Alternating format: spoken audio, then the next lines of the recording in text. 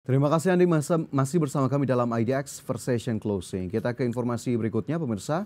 Badan Pusat Statistik melaporkan ekonomi Indonesia tumbuh 5,11% year on year di sepanjang kuartal 1 2024. BPS menyebut positifnya pertumbuhan ekonomi ditopang oleh aktivitas ekonomi domestik yang kuat. Badan Pusat Statistik menyatakan pertumbuhan ekonomi Indonesia pada kuartal pertama 2024 mencapai 5,11% year on year. PLT Kepala Badan Pusat Statistik Amalia Widiasanti melaporkan bahwa pertumbuhan ekonomi di sepanjang 3 bulan pertama tahun 2024 ditopang oleh aktivitas ekonomi domestik yang kuat.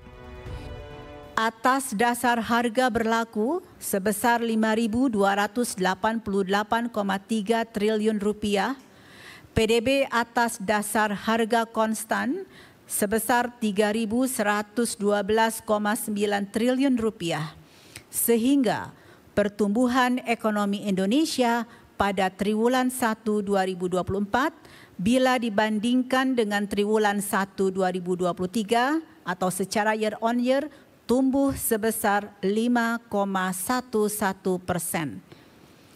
Bila dibandingkan triwulan 4 2023 atau secara Q2Q, ekonomi Indonesia pada triwulan 1 2024 terkontraksi sebesar 0,83%. Pada kuartal pertama 2024, atas dasar harga konstan tercatat PDB sebesar Rp3.112,9 triliun. Sedangkan atas dasar harga barang tercatat Rp5.283,3 triliun. Lebih lanjut, Badan Pusat Statistik juga menyampaikan jika dibandingkan dengan tahun-tahun sebelumnya, pertumbuhan ekonomi kuartal 1 2024 merupakan capaian tertinggi. Dari Jakarta, Tim Liputan, IDX News.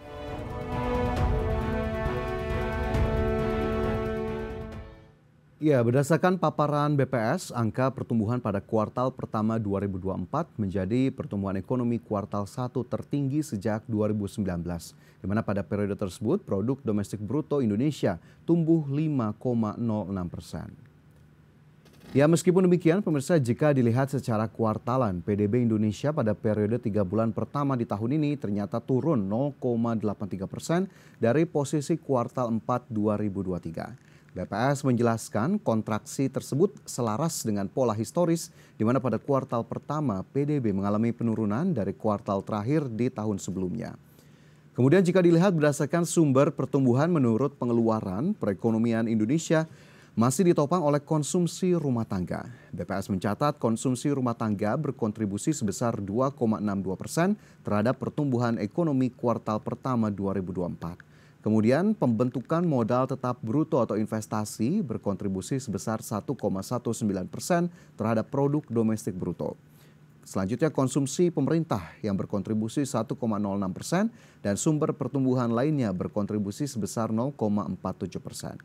Sedangkan net ekspor ini berkontribusi negatif 0,23% terhadap PDB Indonesia.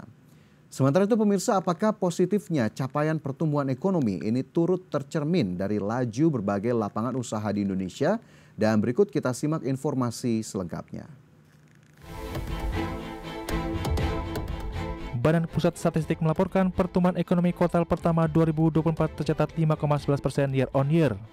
Dari sisi lapangan usaha, seluruh sektor usaha tumbuh positif, kecuali sektor pertanian.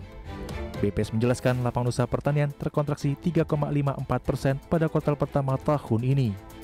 Hal tersebut disebabkan oleh penurunan produksi komoditas pertanian pada kuartal pertama 2024, khususnya tanaman pangan yang terdampak fenomena El Nino.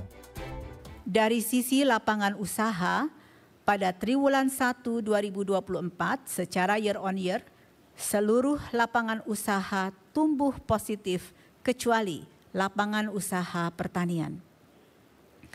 Lapangan usaha utama yang memberikan kontribusi besar terhadap PDB yaitu industri pengolahan, perdagangan, pertanian, konstruksi, dan pertambangan, di mana total kelima lapangan usaha tersebut mencakup 63,61% dari total PDB. Berdasarkan data BPS, lapangan usaha utama yang memberikan kontribusi besar terhadap produk domestik bruto antara lain industri pengolahan, perdagangan, pertanian, konstruksi, dan pertambangan.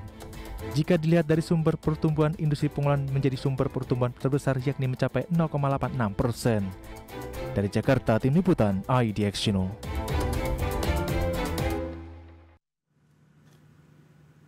Ya, pemirsa, BPS mengatakan distribusi dan pertumbuhan produk domestik bruto secara tahunan ini seluruh lapangan usaha tumbuh positif kecuali lapangan usaha atau sektor pertanian. Adapun lapangan usaha utama yang memberikan kontribusi besar terhadap PDB yakni industri pengolahan yang tumbuh 4,13% year on year, perdagangan 4,58%, pertanian terkontraksi 3,54% year on year, konstruksi tumbuh 7,59% dan pertambangan 5,31%. 9,31%. Sementara itu total kelima lapangan usaha tersebut ini mencakup 63,61% dari total produk domestik bruto Indonesia. Kemudian lapangan usaha dengan pertumbuhan tertinggi ini ternyata berdasarkan data BPS adalah administrasi pemerintahan yang tumbuh 18,88% secara year on year, didorong oleh peningkatan belanja pegawai yakni THR dan kenaikan gaji. Tertinggi kedua adalah lapangan usaha jasa kesehatan yang tumbuh 11,64% year on year, didukung oleh peningkatan belanja pegawai institusi kesehatan pemerintah. Selanjutnya lapangan usaha jasa perusahaan yang tumbuh 9,63% secara year on year, didorong oleh peningkatan pendapatan penyelenggara acara dan berbagai aktivitas dari jasa perusahaan lainnya seiring dengan adanya perhelatan pemilu 2024. Dan berikutnya pemirsa, dari pertumbuhan ekonomi kita bergeser ke salah satu indikator perekonomian lainnya yakni tingkat pengangguran terbuka. Seberapa besar tingkat pengangguran terbuka di Indonesia di tengah positifnya pertumbuhan ekonomi nasional di kuartal pertama 2024? Berikut kita simak informasinya.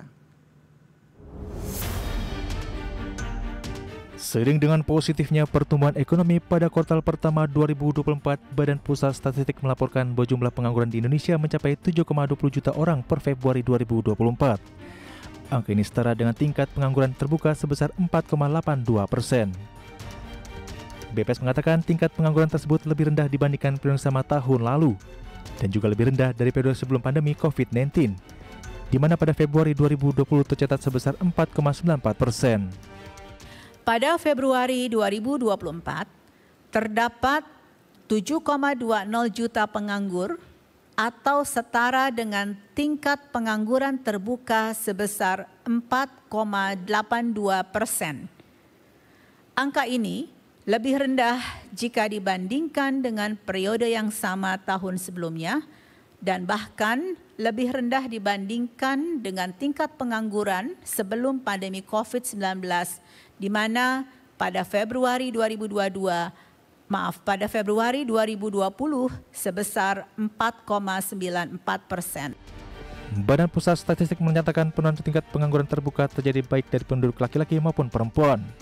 Pada Februari 2024, tingkat pengangguran terbuka perempuan sebesar 4,60% dan laki-laki 4,96%. Angka ini lebih rendah dibandingkan Februari 2023, yang mana tingkat pengangguran terbuka perempuan sebesar 4,86% serta laki-laki 5,83%. Dari Jakarta, Tim Liputan IDX Channel.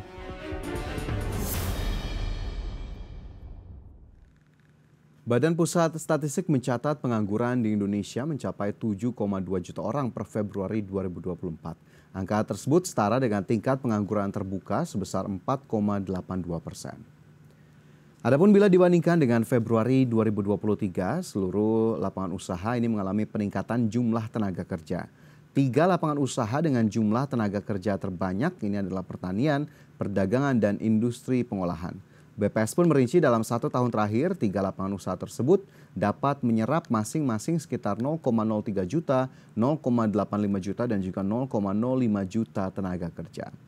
Di sisi lain, pemirsa, Menteri Keuangan Sri Mulyani Indrawati menilai ekonomi Indonesia pada kuartal 1 2024 yang tumbuh 5,11% sudah berkualitas, tercermin dari tingkat pengangguran terbuka atau TPT yang ikut turun per Februari 2024 sebagaimana yang dipaparkan oleh BPS. Sri Mulyani mengatakan laju pertumbuhan ekonomi kuartal 1 2024 sendiri ini ditopang oleh pertumbuhan sektor-sektor produktif, didorong masih kuatnya permintaan domestik dan juga kebijakan hilirisasi. Kinerja pertumbuhan ekonomi akibat geliat berbagai sektor industri itu menurut Sri Mulyani mampu mendorong penciptaan lapangan kerja sehingga tingkat pengangguran ikut mengalami penurunan. Dan pemirsa, tentunya kita apresiasi bagaimana kemudian ekonomi Indonesia tetap berdaya tahan pada kuartal pertama 2024 yang mencatatkan pertumbuhan 5,11% secara year on year. Namun harus kita pastikan bersama bahwa seluruh pemangku kepentingan ini tetap terus berupaya untuk bisa mengungkit ataupun mendorong pertumbuhan ekonomi ke level yang lebih tinggi lagi agar kemudian bisa keluar dari kisaran 5% yang memang sudah dibukukan selama bertahun-tahun, dan tentunya dari pertumbuhan ekonomi yang lebih tinggi diharapkan dapat menstimulasi berbagai sektor ataupun berbagai indikator perekonomian lainnya untuk bisa terus membaik sehingga masyarakat nantinya akan juga merasakan manfaat dari tingginya pertumbuhan ekonomi Indonesia.